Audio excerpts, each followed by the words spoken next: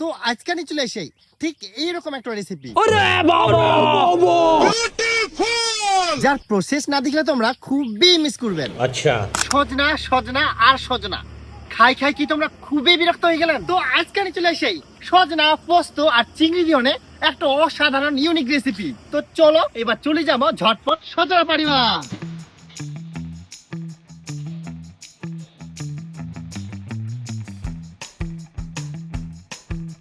তো ফাইনালি কিন্তু চুরি এসে গেছে সজনা গাছ। আর সজনা গাছটা দেখো পাতা টাতা একটাও নাই, খালি সজনা গিলা কিন্তু একদম গাঁথি থোয়ার মতন ছে। এত সজনা ধরিয়া ইনা থাকি এবার মোটা মোটা সজনা গিলা আছে পারি নিম।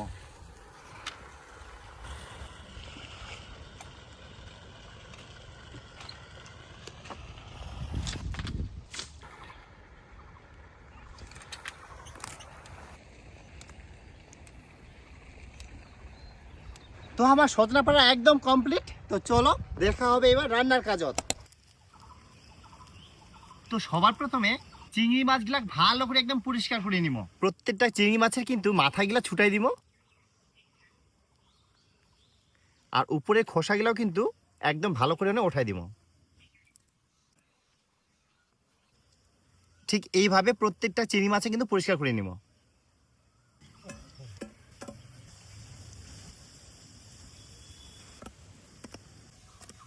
এবার একই সাথে সজনা গুলাকে ভালো করে বানায় নিব।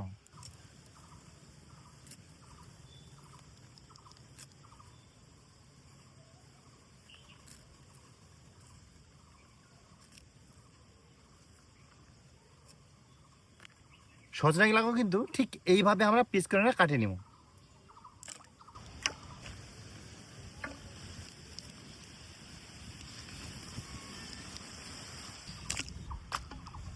এবার পোস্ত আর সরিষা একসঙ্গে বাটি নিব।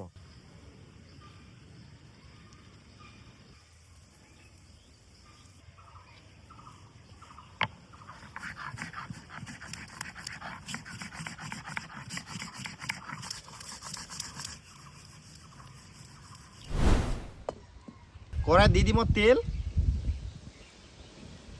প্রথমে হালকা করে চিংড়ি মাছগুলো ভাজি নিব। দিয়ে দিব নুন, হলুদ গুঁড়া,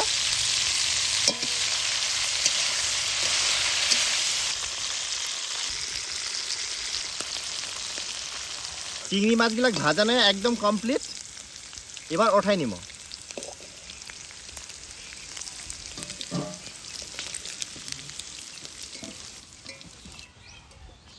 এবার ওই তেলের মধ্যে দিয়ে দিব হচ্ছে পেঁয়াজ বাটা,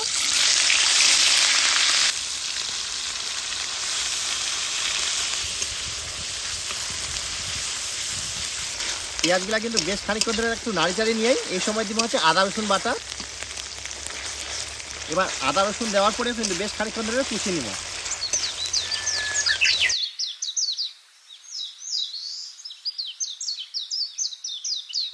পেঁয়াজ আদা রসুনের কাঁচা গন্ধ একেবারে চলে গেলে এবার দিয়ে দিব কিছু মশলা বাদ। জিরার গুঁড়া, ঝাল লঙ্কার গুঁড়া, হলুদ গুঁড়া,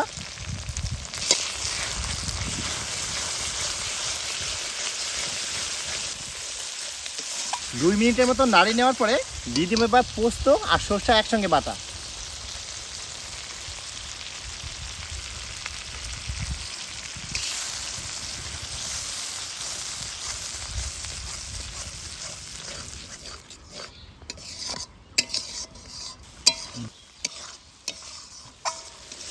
পোস্ত আর সব মশলাপাতি একেবারে কষা নেওয়া কমপ্লিট। এবার দিয়ে দিব হচ্ছে জল।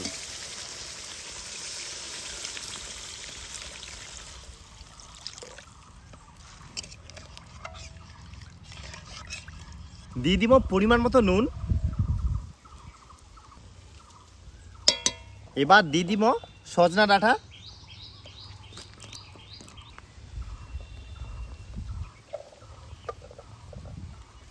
আর দিয়ে দিব উপর থাকি চিংড়ি মাছ।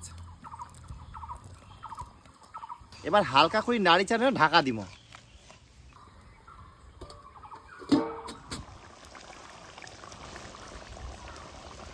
উপর থাকি দিয়ে দিব গরম মশলা গুঁড়া।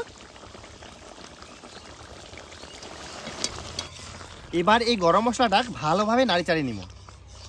তো ফাইনালি সজনা চিংড়ি মাছ আর পোস্ত দিয়ে অসাধারণ রেসিপি একদম কমপ্লিট। এবার নামাই নিব।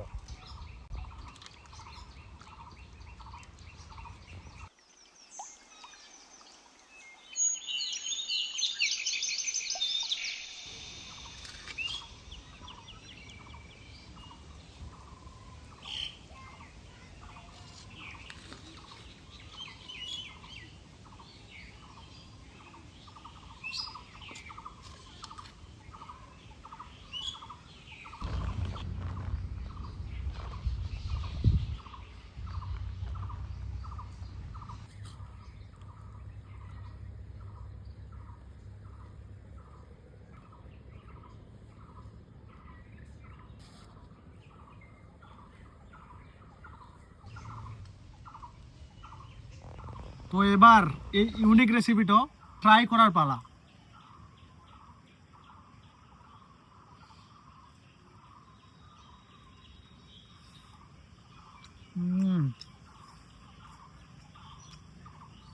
সজনা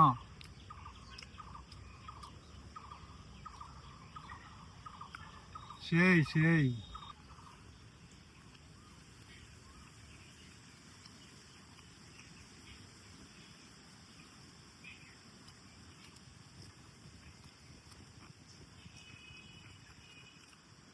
তো তোমরাও যদি সজনা খাই খাই বিরক্ত হয়ে থাকেন তাহলে অবশ্যই একবার আমার এই রেসিপিটা ট্রাই করে দেখবেন এই প্রসেসে, তাহলে বুঝা পাবেন কতটা টেস্ট, সারা জীবন মনে থাকবেন।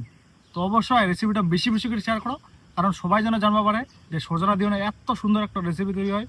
আর সাবস্ক্রাইব করে আমার পাশে থাকবেন।